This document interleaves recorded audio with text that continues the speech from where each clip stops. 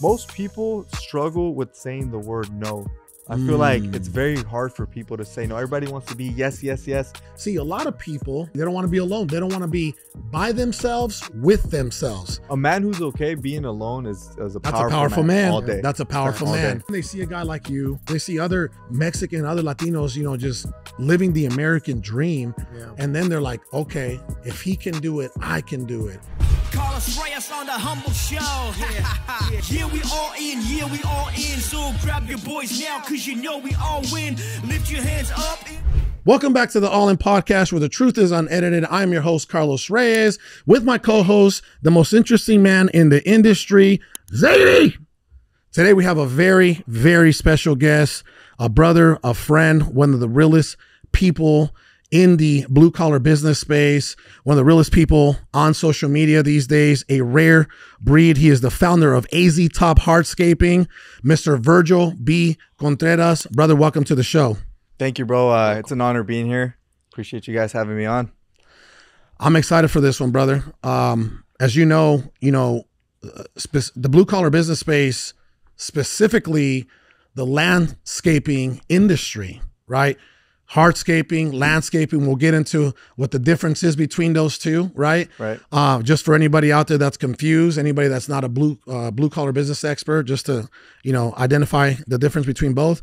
But anytime that someone thinks of landscaping or a landscaper, they don't think of a Lamborghini, which, you're on your second one in less than 5 years. So you're doing something right in your industry. You're doing something right in your life. And I believe that that story and that knowledge, that insight needs to be told for everybody out there that's just trying to make it. Right. Not necessarily are they trying to buy a Lamborghini. Not necessarily are they trying to buy, like the big old trucks you drive around every day, right? Not necessarily maybe do they want to make multiple seven figures in the landscaping space, but somebody out there that's just looking to succeed and provide for their families comfortably. You know what I mean? Right. I feel like that's what we need to deliver today to everybody out there that's watching and listening, man. Yeah. So with that being said, brother, let me just ask you this, man. How did this all start for you? So the way I got into the landscaping world, it was, I was 17 at the time, and right out of high school, graduating, I started working for these two landscapers. These guys were friends, right? Was that Arizona or Vegas? No, here in Arizona. Okay, got here it. in Arizona. I was born and raised here in Phoenix. Okay, what were you doing in Vegas? I went out there one time. I almost worked for Zadie. That was crazy. That's why I was mentioning that earlier. But I was just out there, kind of checking out events and stuff. You know, when you go to events and stuff like that, so right? Just visiting. Yeah, and then at that age right there, you got to think 17, 18. I was still experimenting with, a bunch of different businesses, just trying to get the taste of, what's entrepreneurship. Because at the time, I was trying to figure out, what do I want to do? Who do I want to become? So I started to just try things. I started reading. I'm not a big reader, but I started reading a couple books here and there. Started with Think and Grow Rich. Started reading a little bit on Thomas Edison. And I got the common denominator was just trying things, Action. So then I started trying things, but at the same time, I'm graduating high school. I'm going into college. At least I think I'm going to go get a college degree, right? So 18 at the time. And I started working for this one landscaper who had a friend who was also a landscaper. These guys are in their 50s. I just got a job with them, my first and only ever job. Yeah. And it was just mowing lawns, clipping grass, trimming trees, all that good stuff. Bro, yeah. Why landscaping?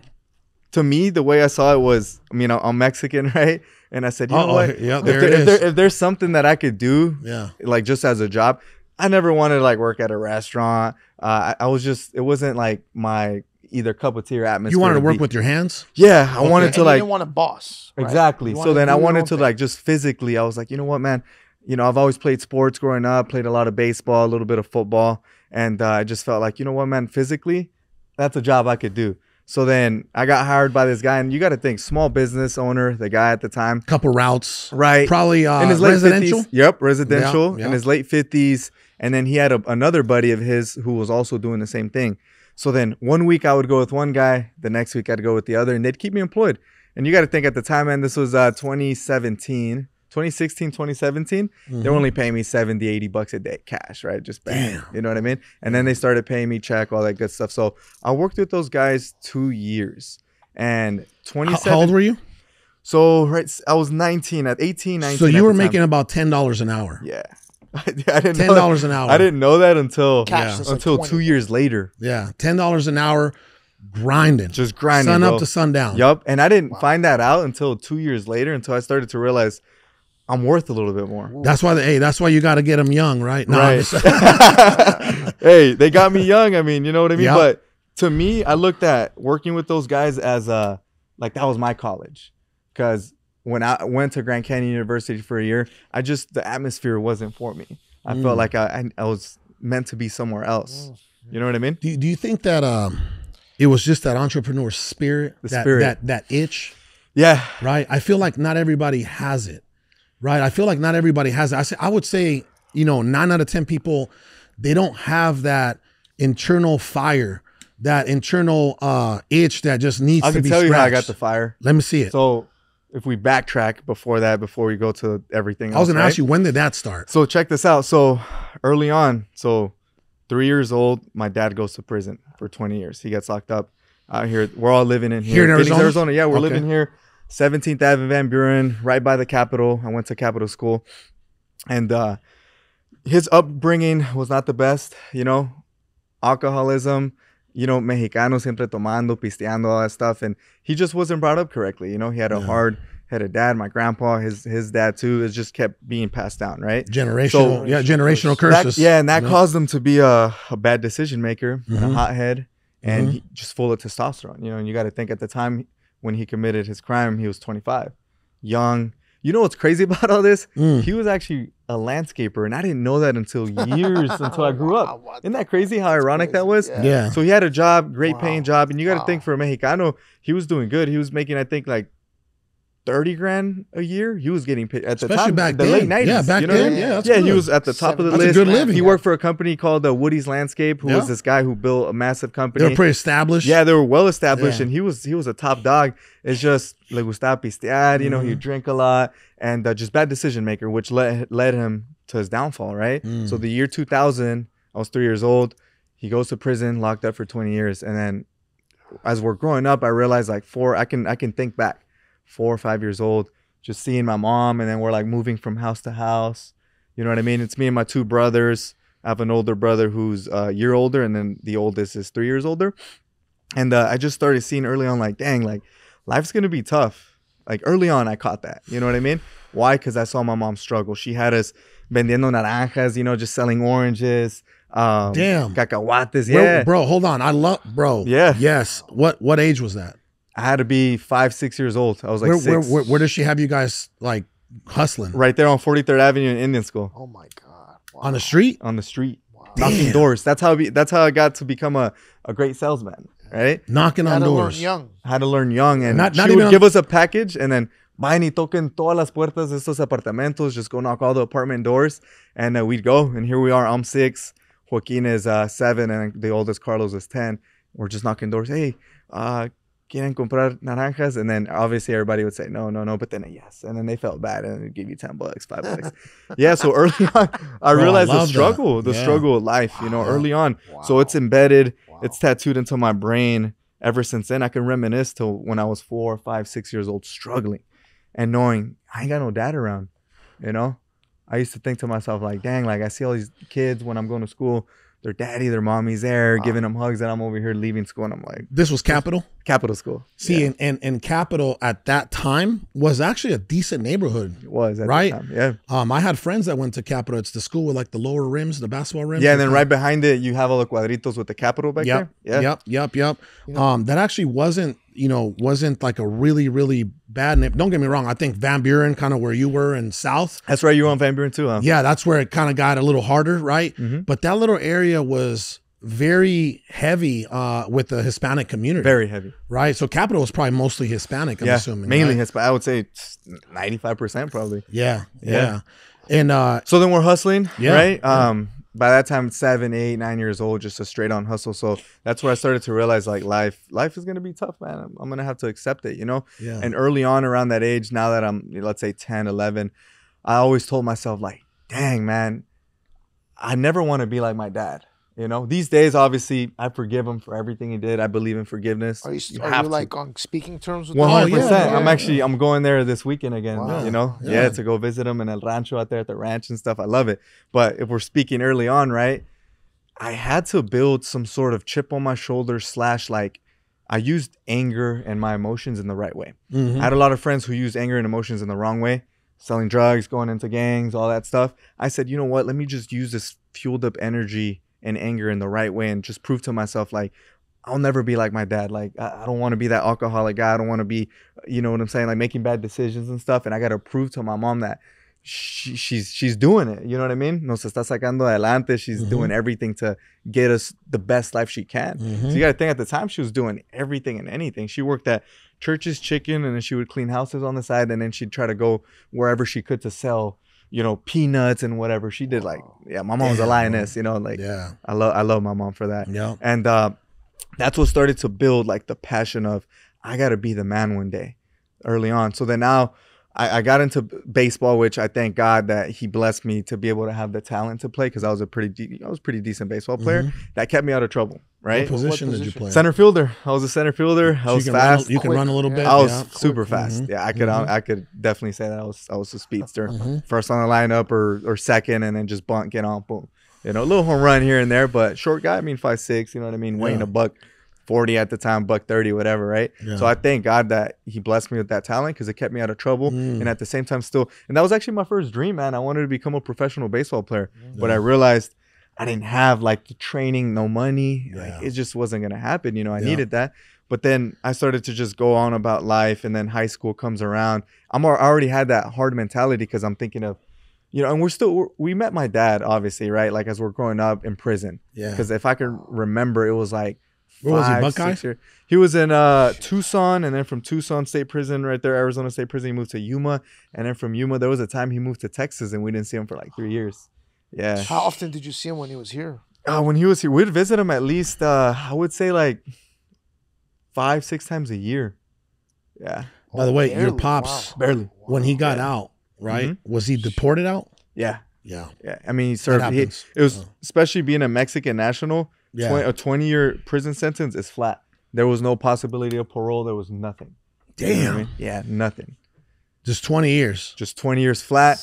No, like, literally no parole, nothing. Not even, you know, obviously these days you get 15 years if you have good behavior and you're a citizen, you get out in 5 or 7, right? And guess what? My grandparents, they spent every single dollar they had, it's unfortunate, on lawyers and everything. Yeah. And nothing worked out, you know? Who would put money in his books? My grandparents and my uncles. Because at the time, from the year 2000 to 2010, they still worked. They kept working for that landscape company until that landscape company, that guy retired, you know, just done. And then what sucks is knowing that my dad was in prison, they still, like, lived the same lifestyle. Still drinking and stuff like that. Was unfortunate, which led to their downfall. Wow. Yeah, my grandpa, my uncles, they all got DUIs, and that's typical. You know what I mean? In the Mexican community, it's unfortunate, right? But DUIs, and then it led them to say, you know what? Let's go to Mexico. And since 2010, all my grandparents and my uncles, all from. Are they there where your dad is at? Yeah, like they're there in the rancho. Yep, they're all there. And now, obviously, you know, they're comfortable. They have their. If they want to drink in the rancho, they can drink in the rancho. Exactly. I'll go drink with them these days, right? But growing up, it was one of those tough, you know, pivotal factors that just it led to their downfall. You know what I mean? Let me ask you this, and this is a side note. This is not a serious question, but you know, when I was growing up, drinking in our community, like in our culture, was heavy too. You know, in the Hispanic, like, think about it. Even in the landscaping, what do you want to do after a hot day, right? Modelo, bro, right? Take down. Well, hold on. That's what I was going to ask you. Hold on. That's what I was going to ask you. Right? I was going to ask you, was your dad and your grandpa and your uncle, were they drinking Bud Light back then? Canned Bud Light? It, bro. I have pictures of my dad. There it is. With the 24 case of the old school Bud Light. That's right. You right on the money, bro. I call that piss water, bro. Yeah, it is. So my first hangover in my teenage years came from Bud Light. Wow.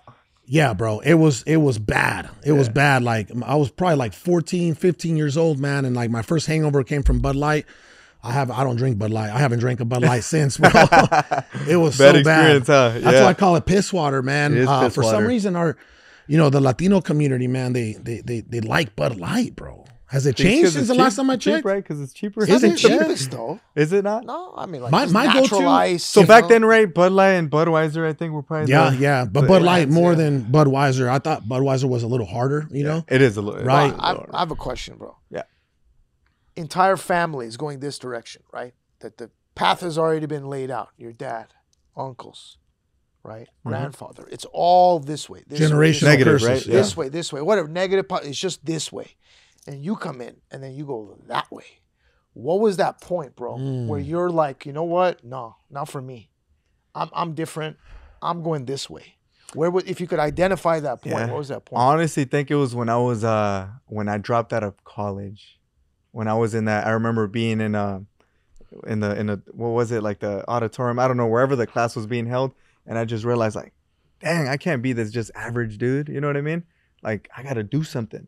And I have videos of me on my iPhones, like back then, 2017, 6-7 years ago, recording myself saying, man, like, look, my name is Virgil B. Contreras, and I'm about to become something, bro. Like, I started just believing in myself. Yeah. And it was all through the power of just the mind conquering and overpowering that little guy that would say, nah, bro, be typical. Stay like, go drink, bro. Go do this. Go hang out with idiotic people. So I had to battle that little guy in my brain, 17, 18 years old, right? At the time, 18, right? And then just to say, nah, man, let me override that little guy. And that's where it started changing, where I started experimenting. I call 2017 my experimental year. Yeah. Because I tried wholesaling. I tried social media marketing. I tried Shopify, drop shipping. I tried everything. And at the time, I was working for these guys doing landscaping. Yep. So 2017, I call it my experimental year because I tried everything and I kept failing because I wasn't all in. I wasn't following through until I realized one thing. I said, man, like, let me just start a landscape company, bro. You know, the end of 2017 came around. It was the beginning of 18. And finally, like Thomas Edison, that light bulb just clicked. And I said, you know what? I'm going to go all in on the landscape. It's because what happened was I had too much pride.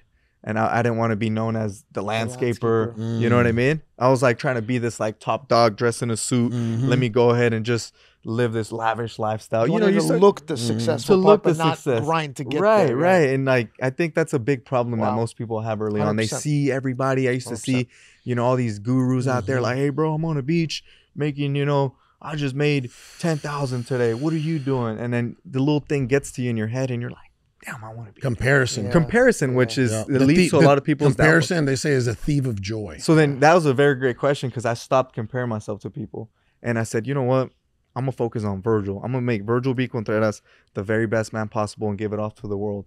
So then 2018, that's the year where it clicked, and I remember I think I had saved up like $300, and then it was March, April of 2018, and I got on Google and I put on there how to get landscaping jobs. And then I saw a bunch of marketing companies. And at the time, this company called Home Advisor popped up. And the fees were like $200 or $180 to sign up. And then they'll sell you leads. And think about it. I already had 2 years experience with landscaping, trimming trees, all that good stuff. So then I said, I have the talent, I have the ability. I've been grinding already for 2-3 years. You know how to do the job. Now I just got to get the clients. Get the clients. So then I'll never forget my first ever client, Mike Evanson. He actually owns a big electric company out here. It's like I put myself at the right place at the right time. I created my own luck because my first ever customer, Mike Evanson, who owns Mr. Sparky, they're a big electric company, was my first lead. I paid the 180 and then the lead was like $40. And then I have like, I don't know, $10 in my bank account now. And then I'm like, I get the lead. I call him. I'm like, hey, this is Virgil with Bencomo Landscaping at the time. I named it after my last name, right?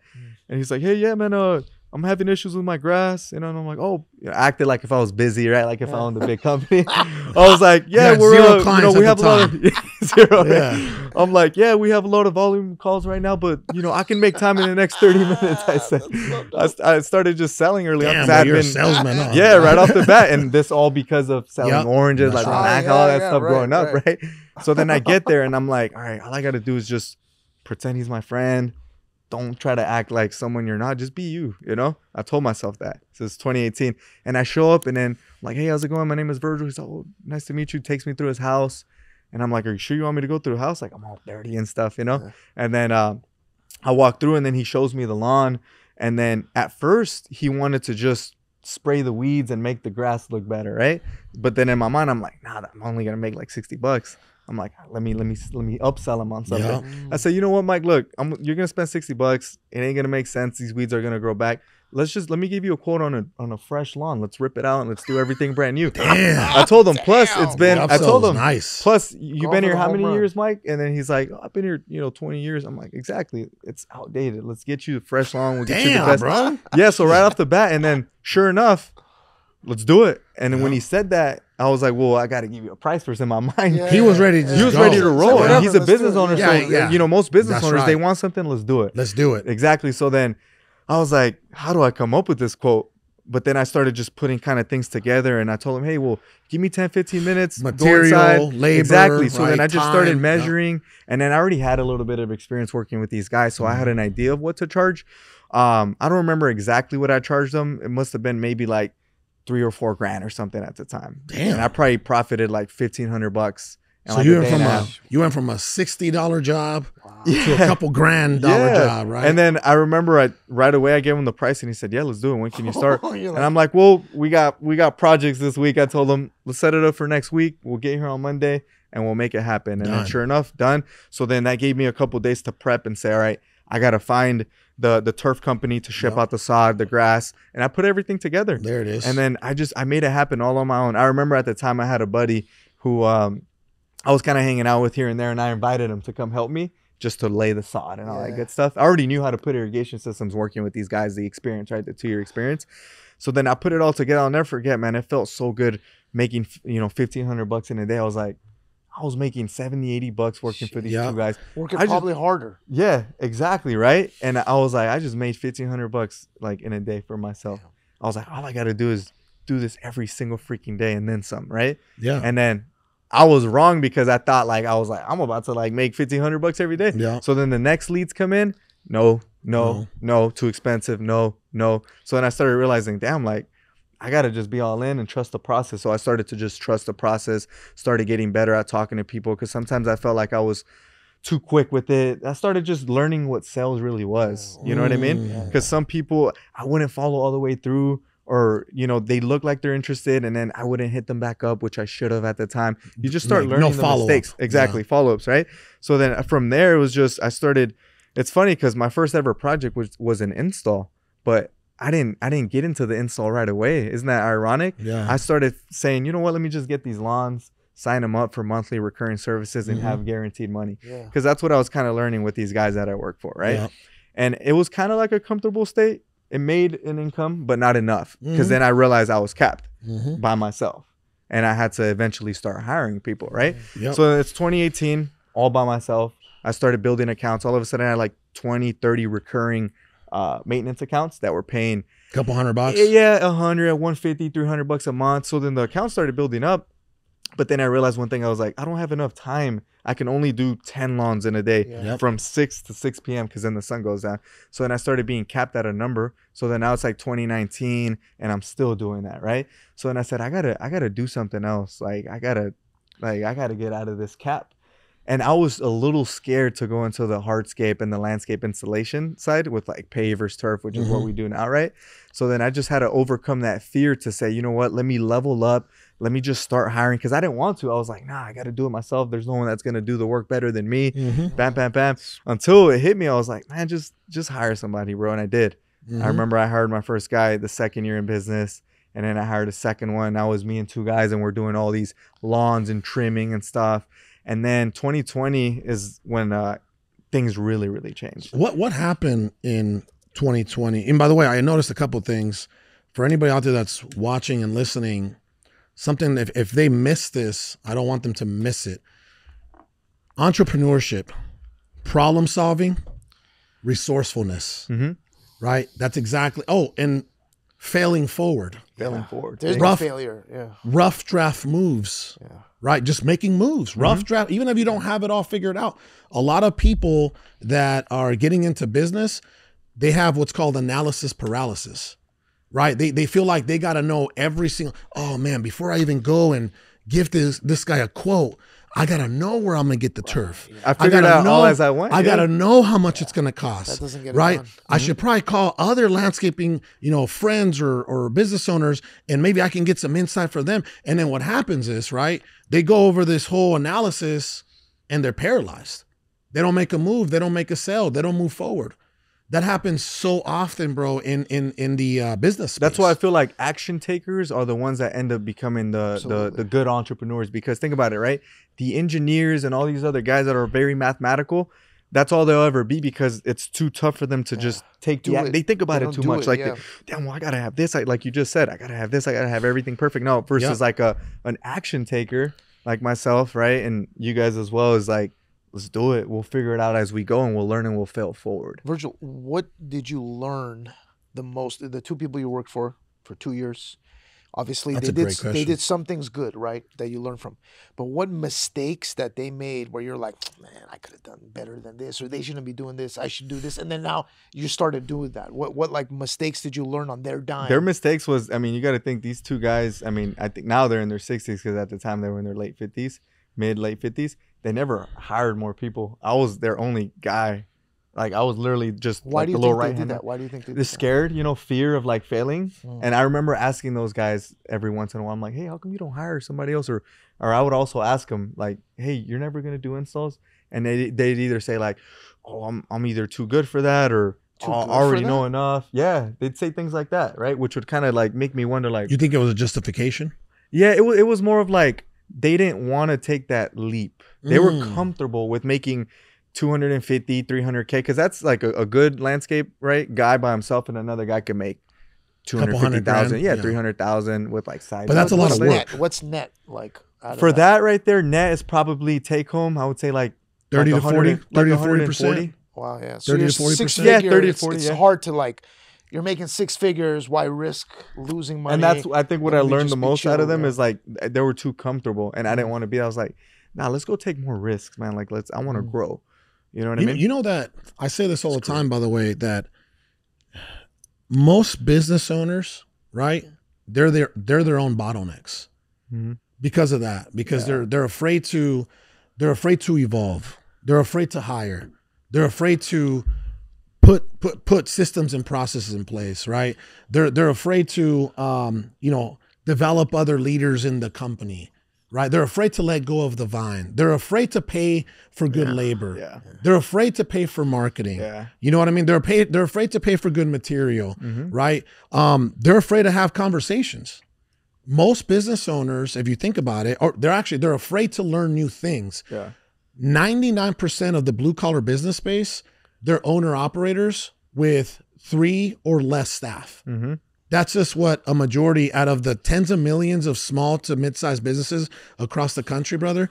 That's it. Like, small to mid-sized business owners, they're owner operators. They're fully immersed in their day-to-day businesses till they're 40, 50, 60, 70 years old. Yep. And they never really get the opportunity to actually explode that business. You know what I mean? That's That why happens a lot. That's why sometimes I feel like a lot of people don't know this. You had like an awareness of it.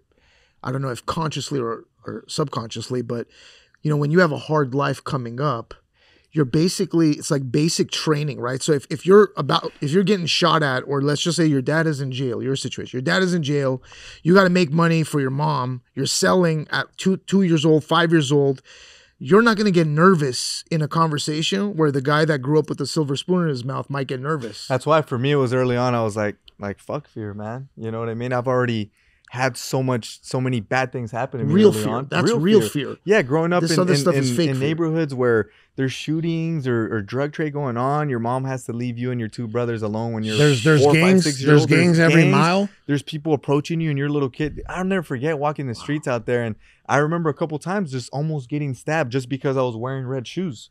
I remember, and that's Was it WBP? something like that. Remember WBP was on Yeah. your side of town. Yeah. 12th Ave. All those Remember guys, that? right? Yeah. And it's just you're just in the circumstances of the struggle, right? So yeah, I'm with you on that 100%. I've always been like, man, fear. What is fear? Like, it's just bad that's the other energy, thing that you I was know what going to mean? point out. And I'm all you. about the good energy. Yeah. You know what I mean? You have all these entrepreneur traits, right? Like I said, problem solver, resourcefulness, action takers. Now, another thing that entrepreneurs have is they have a very high tolerance for risk. Yeah. That's a big one. And that's what separates the more successful entrepreneurs from the less successful entrepreneurs is how high is your risk tolerance? Mm-hmm. You know what I mean?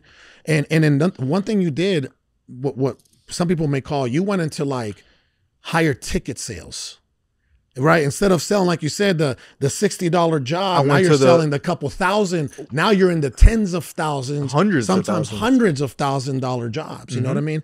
I know how lucrative landscaping, hardscaping, right? Build, design. I know how lucrative it can be. Well, I'll put it to you this way. I went from the $60, $70 lawns in a matter of a couple years to my biggest project that I did 2 years ago was a little bit over $500,000. It was like $550,000.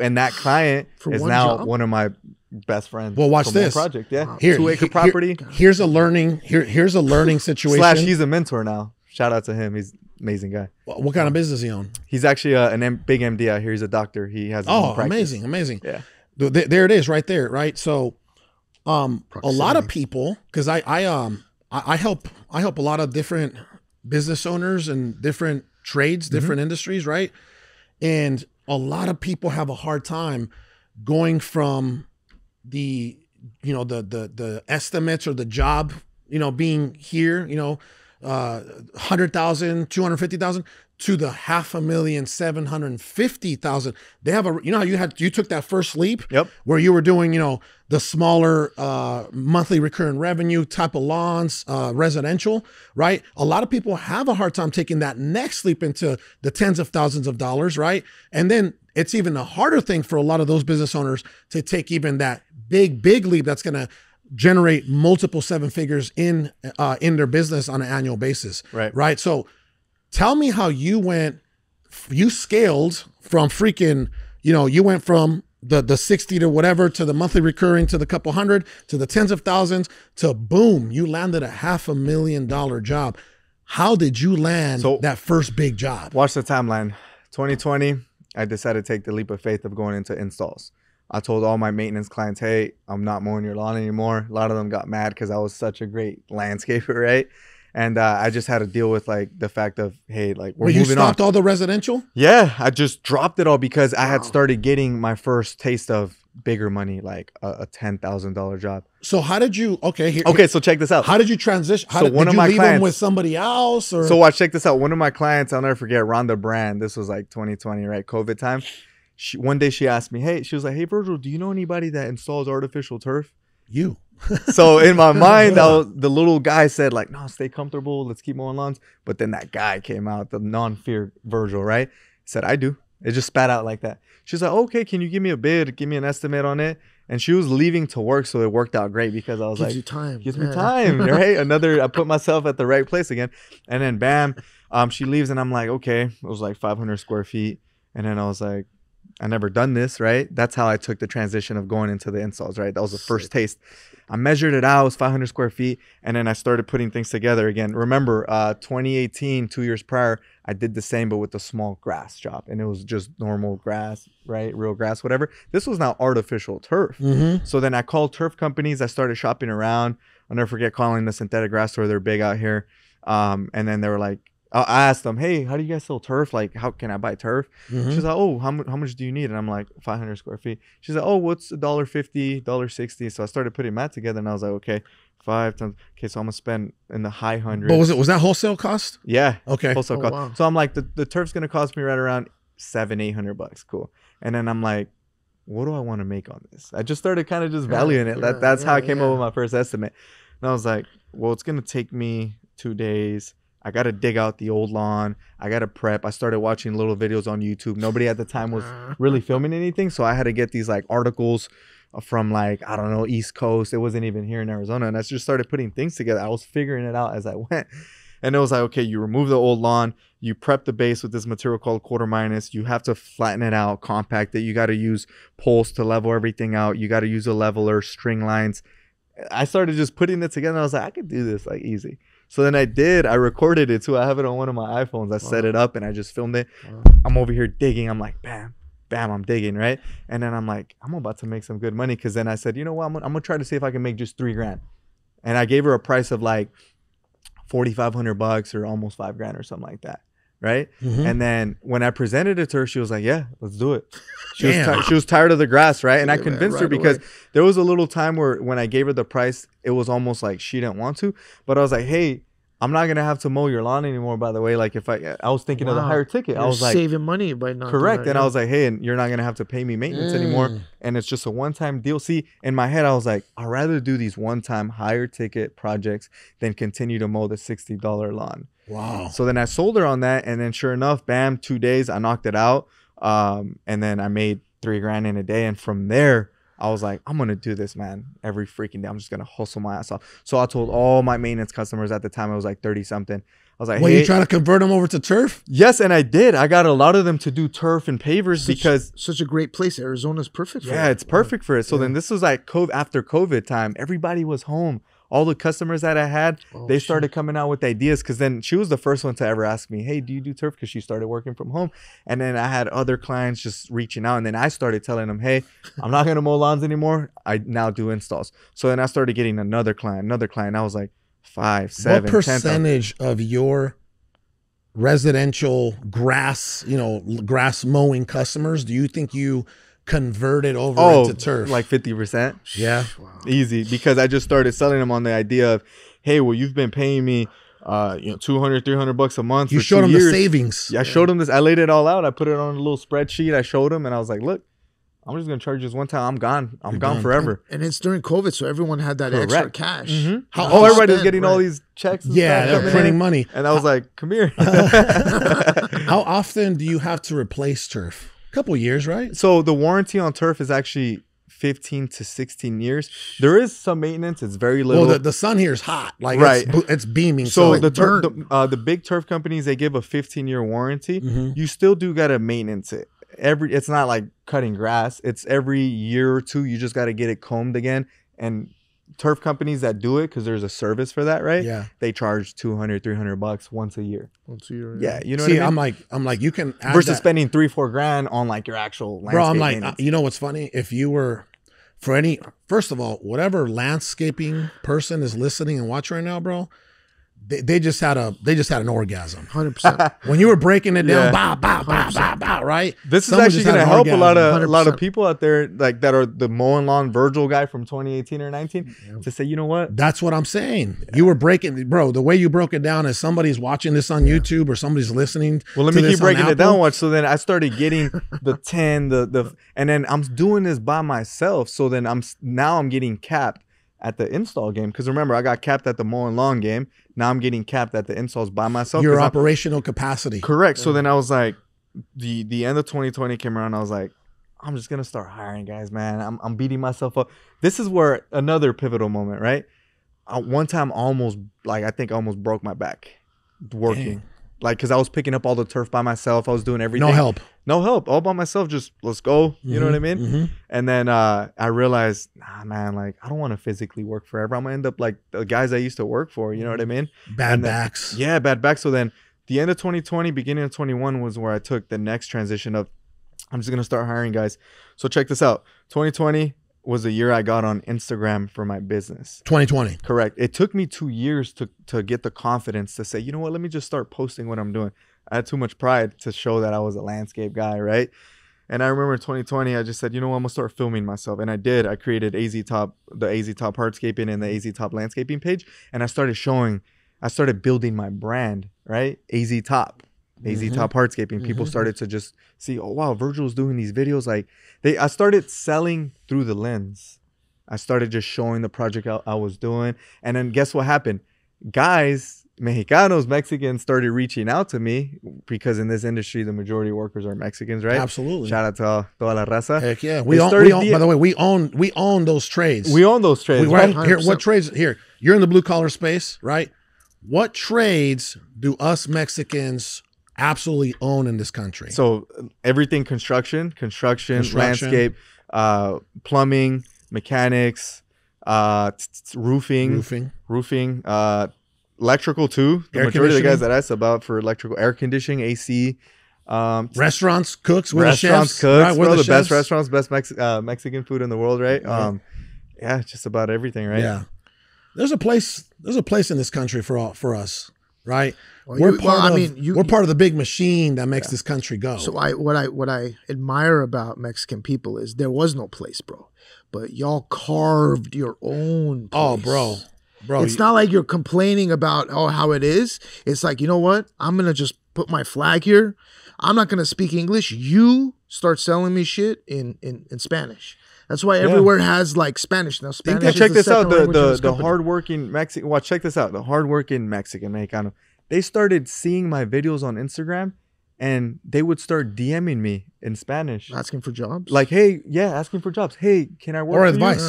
Yeah. Or advice. And then that's where I started hiring guys. Oh. I said, you know what? I'm gonna start hiring guys. So because I started filming all the projects. Wow.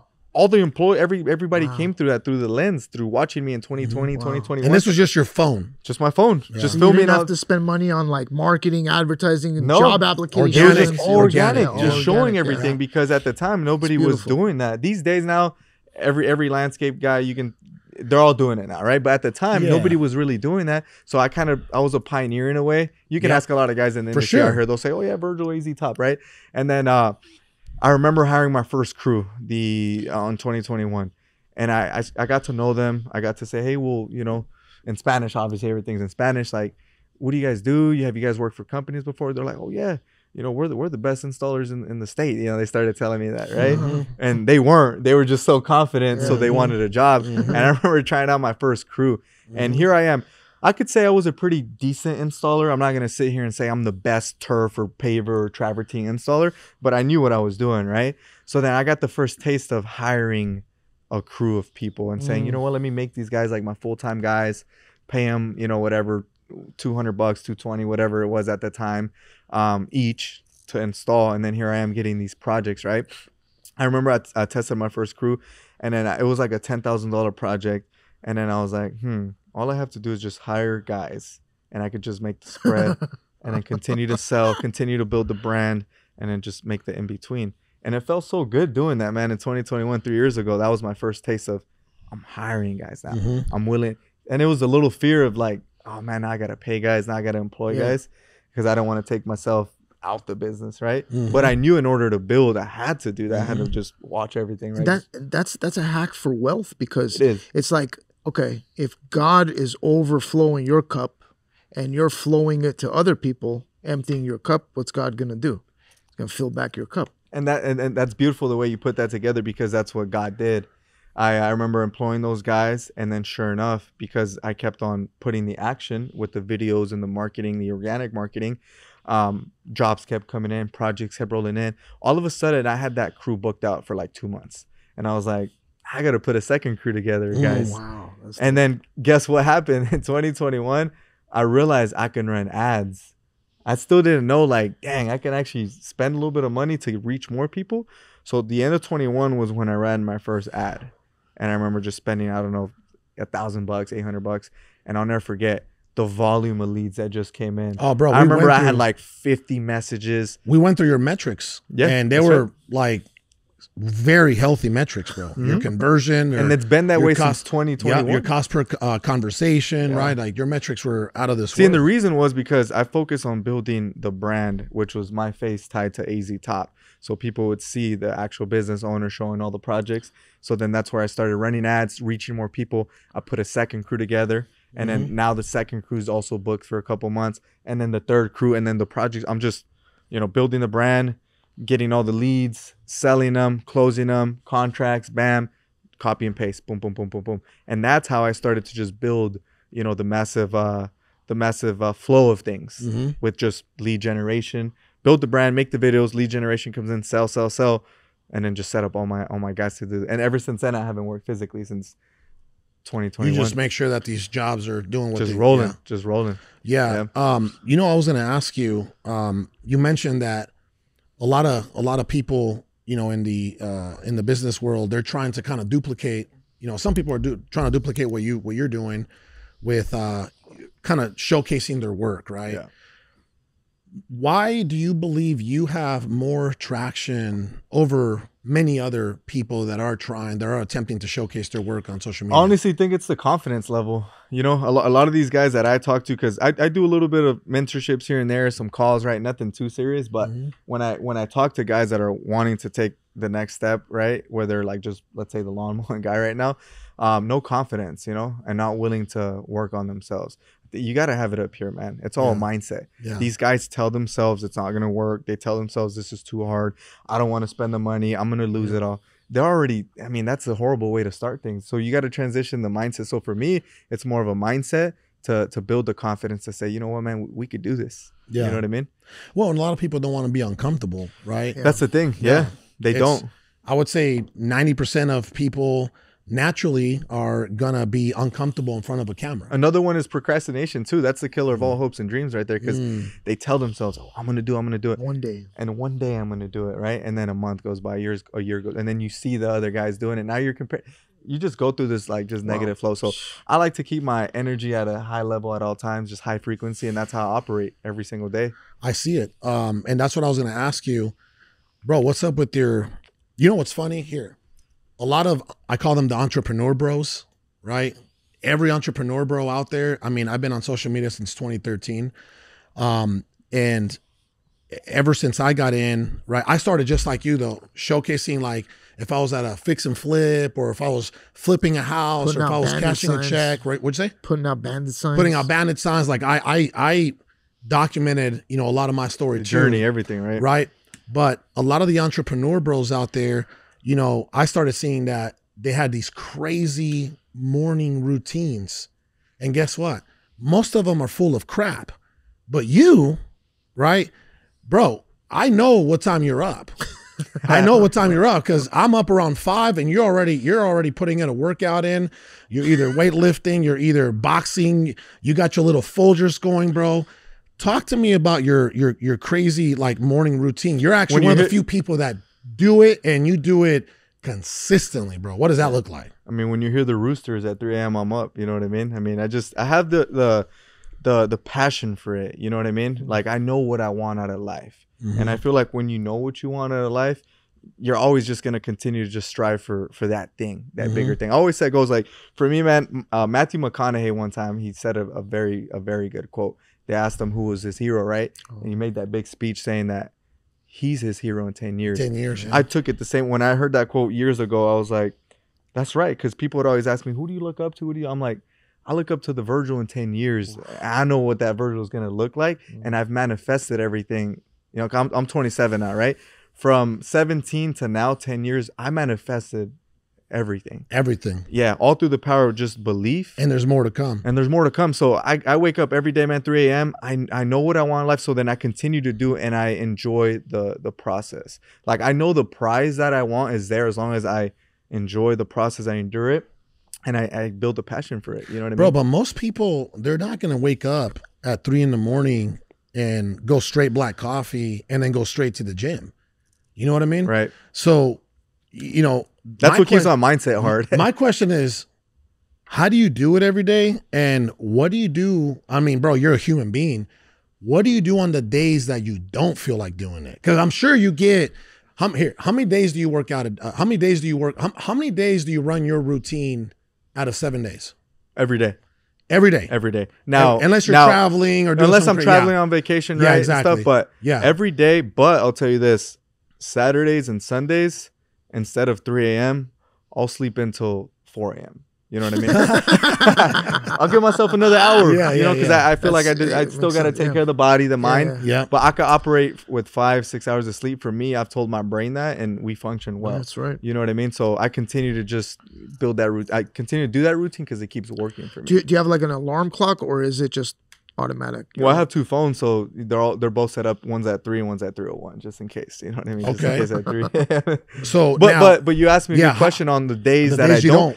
There's days every week. Out of 7 days, right? Like this week, right now it's Tuesday. So why don't we use last week, right? Last week we'll start we'll start the last week on Sunday and we'll end it on Saturday from last week. How many of those days did you feel like getting up, putting straight black coffee into your system and going straight to the gym and just kill your workout. Probably 3 days out of the week. 3 out of the 7. Mm-hmm. 3 out of the 7. 3 out of the 7. So what the hell did you do those 4 other days that you didn't feel like doing it? What got you there? I told my mind, this is what we do, whether you want to do it or not. We need to get to that big goal that I have set out for myself in 5 years, in 10 years. But what does your morning routine got to do with your big goal that you're looking to accomplish? It keeps me the sharp man that I am, because I'm doing hard things to start off my day. Drinking that the black coffee don't taste good, bro. Let's be real. Uncomfortable. It's uncomfortable. Yeah. So I drink it because it makes my mind think like, damn, what are we doing? Like, why are you feeding me this? What do we? And it keeps my mindset hard to like, nah, this is what we do. Drink your freaking black coffee, bro. Let's go. Let's go lift some weights. Let's go feel that pump, that iron, you know? So I think doing the hard things early in the morning, like the black coffee, the working out, the grinding, I'm letting all that stress that I deal with throughout the day, right? Early on. So you just got the hardest part out of the day. The hardest part. The rest of the day is easy now. Exactly. So because I do the hard things to start off the day, everything else, when something bad presents itself, it's not bad because I already did something hard. So my mind knows how to deal with the ease, like knows how to ease into it. It happens every week, every month. Something goes wrong in a project. I've had guys. There's a fire to put out. Exactly. I've had guys accidentally hit a pipe that cost me $2,000. I need to fix things like that. But because we do hard things in the morning, those get easier, and I deal with them. You know, I don't let them go, because I think when you let things go, then you start getting stressed, and then you don't face the situation at hand. So doing that hard stuff in the morning is definitely key to get the rest of the day going. And then by the end of the day, I end my day like at 9:30. I like to read a few pages here and there, and then I just do an overview, and I'm like, okay, cool. Today was a successful day. And if it wasn't, what am I going to do tomorrow? So then for me, the night prep is the key. You know, you asked me about getting up early. Yeah. The day before is the key, because I'm preparing my mind, right? Because if you don't prepare, then you're going to fail, right? Yeah. Bro, right there. That's gold, by the way. The following morning starts the previous night. Yeah. Right? Yeah. The following morning starts the previous night. I actually just went through that 2 days ago. Watch this. It's like 9:30. Actually, it was 8:30 in the evening, and we're on the couch, me, my wife, my 2 girls, and we're watching The Hobbit, right? Because my 12-year-old is reading the book The Hobbit as one of her projects at school. So we're like, hey, baby, let's watch the movie too, right? The Hobbit. It's a great movie. I'm a huge Lord of the Rings fans, Power of the Rings, Hobbit, all that, right? So it's like, okay, we're starting to watch the movie, and I'm like, you know what? I said, I'm going to go to sleep. And my wife was like, it's 8:26 in the evening. Why are you going to sleep? You know what I mean? Like, what are you doing, right? I was like, you know, I'm just tired. I want to go to bed, and I want to get up early tomorrow, you know? Sure thing, bro. I was up at like 4 in the morning, right? Man, what people don't understand, the solitude that you have when you're up by yourself, That's right? power right there. Woo. That's power, bro. Yeah. Brother, that is my favorite time of the day. My alone time. See, a lot of people, right? A lot of human beings, they don't want to be alone. They don't want to be by themselves with themselves. A man who's okay being alone is a That's a powerful man. all day. That's a powerful man. Facts. That's a powerful man. I had to learn that the hard way, you know, because just like you, I grew up without a father. So I always felt like, you know, my friends were my family, and I needed somebody around to feel security, right? I needed, you know, friends. Sometimes we used to mob to places, right? We, you know, back in my days when we were clubbing, right? We would go to a club, we're mobbing. We go to a sports event, we're mobbing, right? There's 5-10 people. Brother, my favorite time in the world now is when I'm spending it alone. You know, and no disrespect to my wife and my children. I the love best them. ideas come when you're alone. They come to you because you're just recollecting everything, and you're like, That's right. you know. I want you to put yourself right in here's my morning routine, right? Put yourself in my shoes, bro. You're up 4 or 5 in the morning, right? And you go to your backyard, especially with the weather right now. Oof. The weather right now. Come on now, right? And people in Arizona from September till about April, would you say? April, May? Yeah, that's can I mean, hang we out make outside. months, Best 8 weather months. in the world, right? Yeah, 8 full months. So imagine this, bro, just like you, same thing. Boom, black straight folders, right? Either that or, I'm not trying to advertise here. My puppies, my Puppies and Coffee that I have 30% ownership of that company. It's either one. It's either my Puppies and Coffee or my Folgers, straight black. I actually put it in a cup.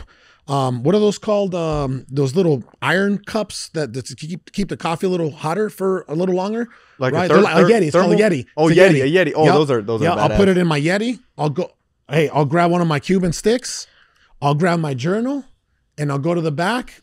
And at that time, I'm just spending time with me and myself, you know, by myself, with myself, right? Yeah. So, you know, I think everybody has their own morning routine. And for those business owners out there, I'm going to tell you this.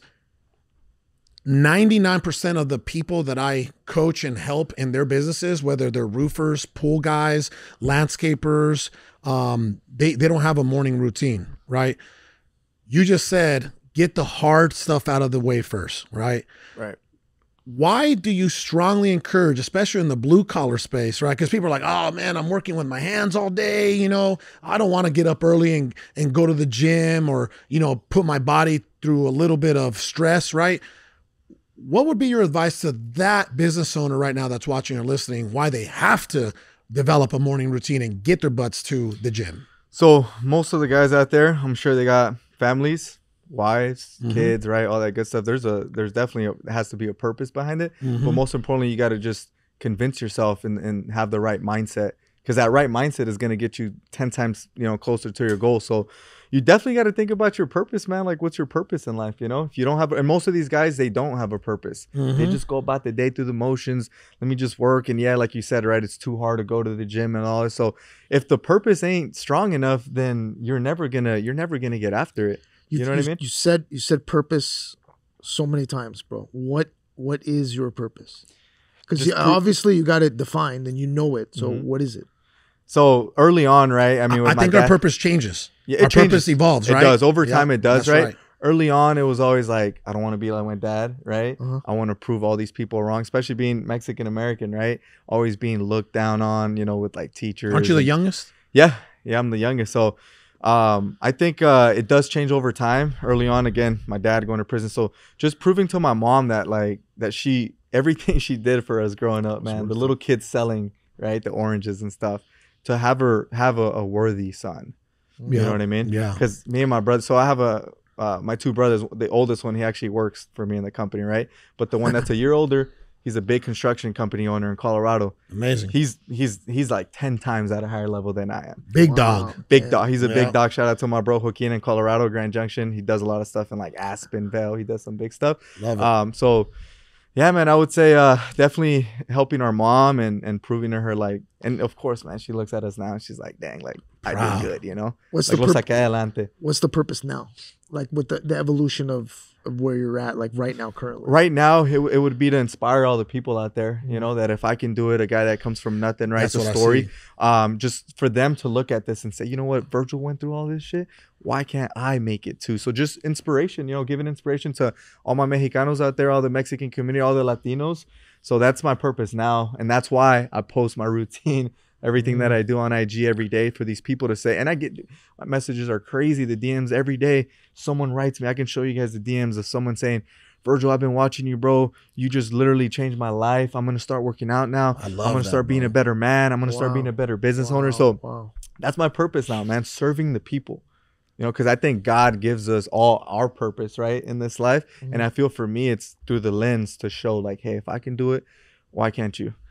Brother, I feel like, first of all, that's what caught my eye. You know, that's what attracted me to come and see, like, man, who is this dude? What's he, you know, what's going on, bro? You know what I mean? Like, right. I just saw the transparency, bro, the good, the bad, the ugly, you know, the inspiration that you instill into other people, especially, you know, the Latino community, the Mexican community, right? Because growing up, bro, right, we don't have a Tony Robbins. There's not. Right? We don't have you know, who else? We don't have a Gary V, you know, we don't have those type of people out there.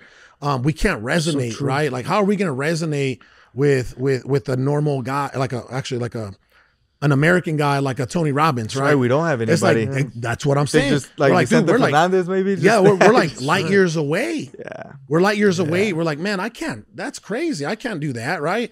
But then they see a guy like you. They see other Mexican, other Latinos, you know, just living the American dream. Yeah. And then they're like, okay, if he can do it, I can do it.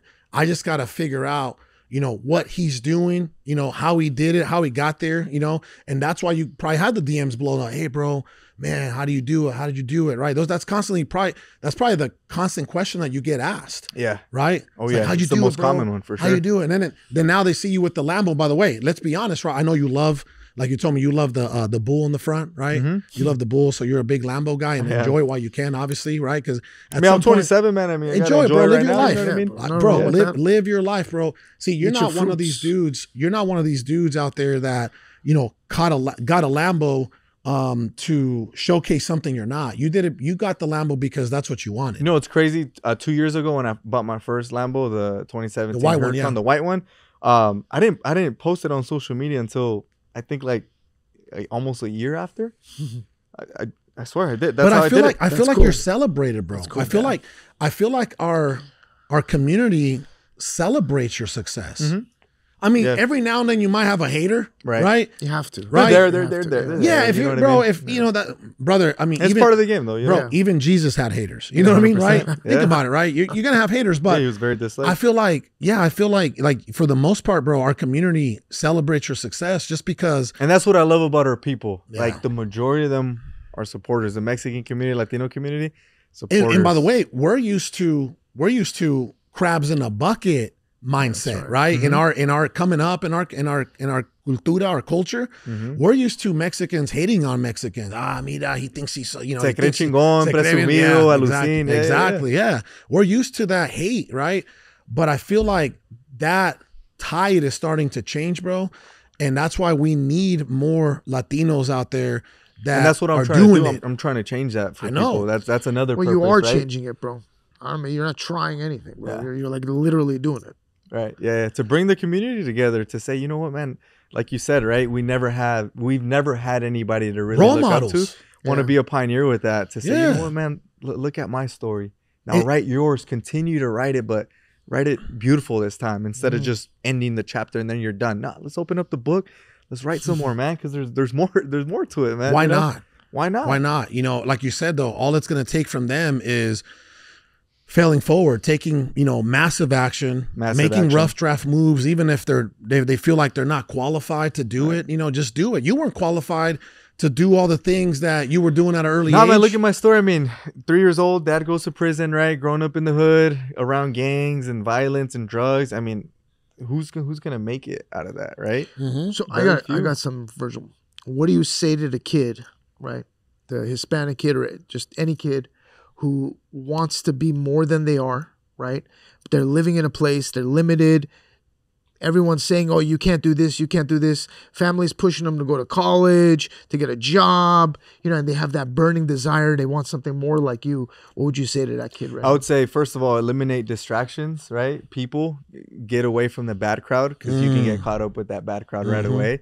It happened to me early on, you know, in high school. I'd go back and forth with like, do I want to do this? Do I want to do that? And just stay away from the negative energy. You know what I mean? The bad crowd, I would say. You know, but most people can't. Yeah, most people can. Most people can. They can't get. First of all, you gotta master yourself.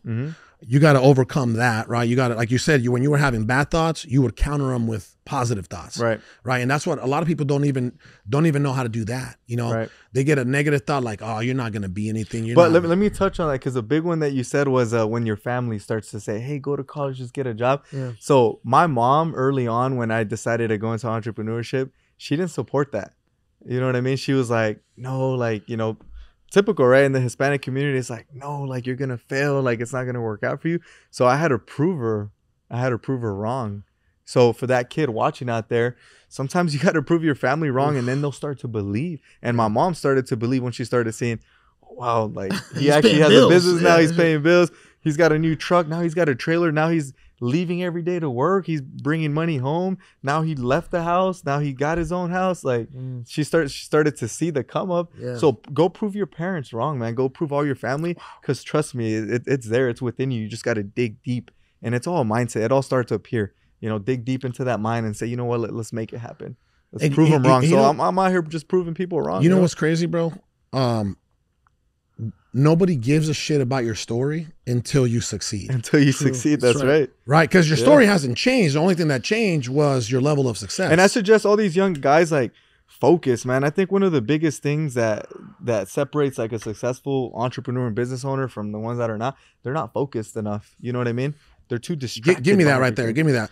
What are some of the biggest distractions that young, up and coming entrepreneurs are facing these days? Well, these days they want it now. They still see the social media guy out there with all the, you know how it is, man, in the fake space, right? They're posting all this stuff like the fake lifestyle because they're fake. You got to start knowing who's real. Who's they're lifestyle entrepreneurs. That's exactly. what I call them. Lifestyle so then do some research, man. Like, don't just believe everything you see out there. 'Cause I think that's one of the biggest distractions of social media, man. Anybody could post anything and then believe it, but then you dig deep and it's like, hold on, this guy's not really who he says he is. You know what I mean? Things like that. And again, just the negative crowd, man. I got caught on early on in high school where I was like, started going clubbing and I started going to I would go to these raves. Man, I went through it, dude. I started you were smoking a raver? weed. Yeah, I was a raver, dude. I started popping pills. I went through all that shit. I had to. Even though like I was still telling myself, don't be this, don't be this. I got caught up in it. And I had to learn through all those mistakes, right? So yeah, I mean, there's all kinds of distractions. Every man has them, right? How'd you get out of that? I mean, if you're in it, right? Yeah. You fell victim to the distractions. Well, I started seeing that the friends I had at the time, they were just average. They just had regular jobs, and I was like, fuck this. Like, I don't want to be this, man. I know I have more potential in me. You know, you got more to give. So did you just like cut it off, or did you say like, hey guys, I'm different. If you want to mess with me, I remember one time telling one of my good friends at the time, I said, look, bro, I'm done smoking weed with you. If you want to go in on a business with me, like, let's go make it happen. This is 2017, my experimental year.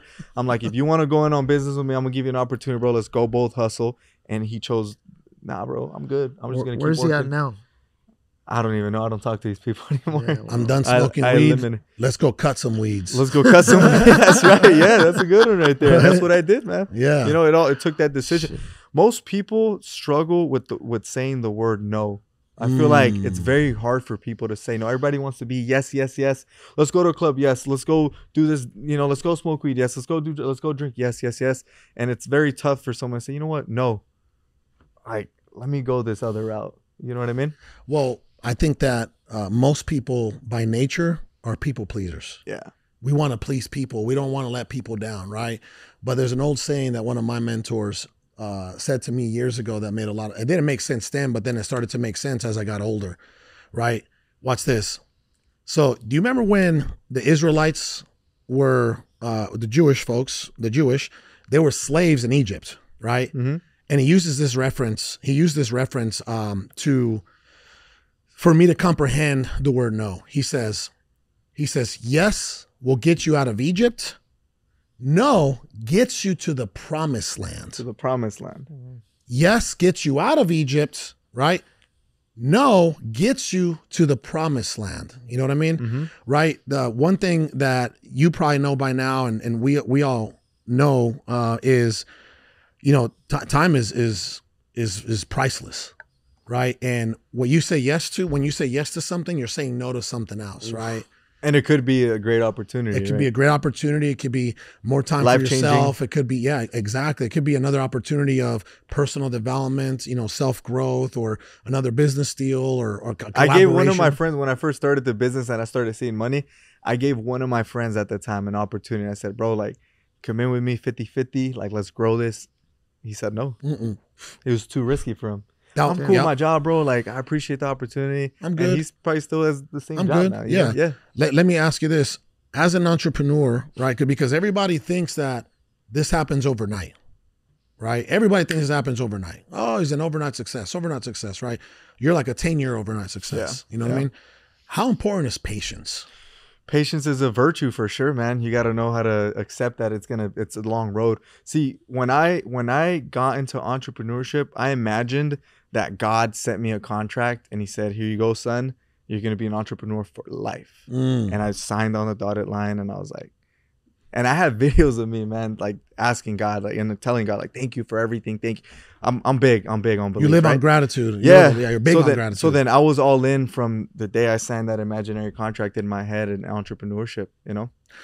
Bro, what's next for you? Like, give me some big, hairy, audacious goal. I want you to put them out there in the universe right now, right? Damn. I know you and we had some fire mariscos the other day, and I was like, dude, you should at some point just exit your company, right? Yeah. Remember that? So I'm at that stage, right? I'm 27. I mean, I got a great company going for me. There's so many different routes that I can take. I just literally this month started a painting company. We had been painting. I have a great guy on my team who's been our painter for the hardscape and landscape business, because we get them all the time where it's like, hey, can you paint this wall? Can you do this? So we've done it for the last 2 years. And this month I officially started Spraying Arizona painting company, which I'm also going to grow just like I did this. So now I'm transitioning into another industry while I still got this one going, right? So for me, that's the next step right now. Build another company, a painting company here in Arizona, and just grow that and show the Latino community, all my people, like, hey, once you get one going, you can do anything you want to do. So for me, that's long-term goal right now. Start to build this next company. I already did it with AZ Top, right? I can now do it with Spraying Arizona and just show people all the possibilities, all the endless that it gets you to. That's one of the pillars of wealth, bro. It's like a lot of people, they're like, oh, what do? I got to make 10 businesses, 5 businesses. But wisdom says, you build one business, you build one avenue, you make sure that it's bearing fruits, it's operating without you, then you start another one. So did someone teach you that, or is that something that you just automatically I learned it as I went, and I figured out one thing. I was like, don't get caught up with all these shiny objects. Exactly, shiny objects and stuff. So think about it, from 2017, 2018 till now, 6-7 years has just been just laser focus. Like you said, you brought up a great point, like just focusing on growing one business. You get caught up with all the Bitcoin and the stocks and the NFTs and all these reverse commissions and let's get rich now. So I've learned to just take that tunnel, that path, right? And now that I already have it going, now I can start a second business and do the same thing with it and just focus on that and don't let the outside noise play a factor in the route I'm taking, Yeah, what's funny is Sal and I, we've been business partners for 10 years, and we actually say that we love slow money. We love slow money. You know what I mean? Everybody wants fast money, but slow money is how you because you're locked in for life, bro. That's you know what right. I mean? You're locked in forever. If it comes fast, it goes fast. And that's the thing people want. Like, they're like, all right, let's say a guy right now that's 20, that's wrong in his mindset. He's probably thinking, I want to be 30 and then have $5 million and be on the beach and just laying down and enjoy. That never works out, man. Come on, bro. You know You're what 30. I mean? I think and this is at least in my experience, you enjoy, especially as a hardworking man, right? You enjoy those little moments with like family, vacationing every now and then when you really deserve it. That's right. When you gotta deserve it and earn it. This life of let me get rich and have a couple million in the bank and just live on a beach, it ain't real, man. And it's a fake narrative, man. And you know what I love about what you're doing and what we're doing? We're showing the Latino community, right? You can have dirty hands, but get clean money. Like, bro, let's work. Let's work. Yeah, I love that, man. I right? love that. Dirty hands, clean money, bro. Yep. Calluses, You know bro. what I mean? Calluses. It's not just the Latino community, bro. No hablo español, pero te voy a tratar No hablas como si español. fueras familia. What's your ethnicity again? It's Armenian. Yeah, he's Armenian. But I'm saying it's like Immigrants, though, man. Yeah, yeah, yeah. Immigrants. plainly, exactly. Somebody who is not where they're gonna be. That's what it is. That's what you are, bro. Right there, yeah. It's like that's what you are. You're that beacon of light of like, yo, bro. If I want to be here, I don't have to look like and feel like and be that right now. I could be here, but mentally, if I take myself there, then time just has to catch up. Put in the work. Wake up 3 a.m. every single day.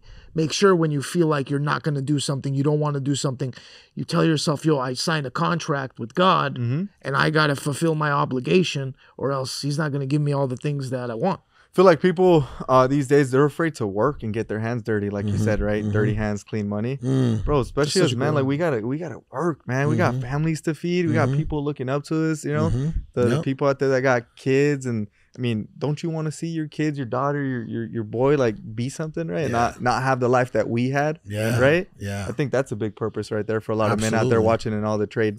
Absolutely. So just work, bro. Just grind. Put in the work, the necessary work. Where can people find you, bro? How can people find you? How So can people reach Instagram, Virgil B. Contreras. Virgil B. YouTube, Contreras. I just started a YouTube channel. There you go. We're like at 7K subscribers in like the last week, I think. Boom. Growing. Yep. So YouTube, Virgil B. Contreras. TikTok, Virgil BC. But mainly Instagram. You'll see me there every single day. Beautiful. And what I'm going to do is I'm going to put your AZ Top on the link on this. Yeah, on AZ this Top video. Hardscaping. Yep. And then I'll put your personal Instagram down at the links on this episode also. sure. That'd be cool. So, brother, I feel like, man, you know, God willing, there'll be a round 2 at some point. You know, Yeah. we'll do a round 2. I do that with people that are, you know, I just love to keep up with people's journeys, you know, and I feel like your journey is something that I think a lot of people have to keep an eye out for, because in my opinion, I feel like you're just barely getting started. I mean, I feel that way too. You know, I think years ahead, I feel like I'm like, you know, 45 or something, right? I mean, I'm 27, so I feel like I talk to myself about that. You act like a 45-year-old. Yeah, there you go. But yeah, I mean, I'm trying to show these people. I'm just touching like the tip of the iceberg right now. So just stay tuned to the journey. Keep watching. I'm showing the daily hustle. Yeah, I think that's what I'm doing a little bit different than people out there. Like I'm showing the actual work and hustle and dedication it takes every single day. The work never lies, right? Exactly. Yeah. The work never to get what lies. you want out of life, man. You know. Yeah. Everybody out there can put like, you know, these exotic cars on their Instagram, but where's the work? Where's the work? Where's the work? What do you have to show for it, right? That's what I saw with you. I saw the work. I'm like, man, this dude, this guy's putting in the work. Mm-hmm. You know what I mean? So I'm excited to keep up with your journey, brother. And I appreciate you being on the show today, man. Yeah. Thank you guys for having me on, man. Absolutely. Love it here. You guys are Absolutely. awesome. Being here, bro. Well, that's another episode. For those of you that have not subscribed, please do so. And if you really love what you heard today, go ahead and share it with somebody. And you know, we love to interact with you. Go ahead and comment, like this episode, and tune in next week. We'll see you soon.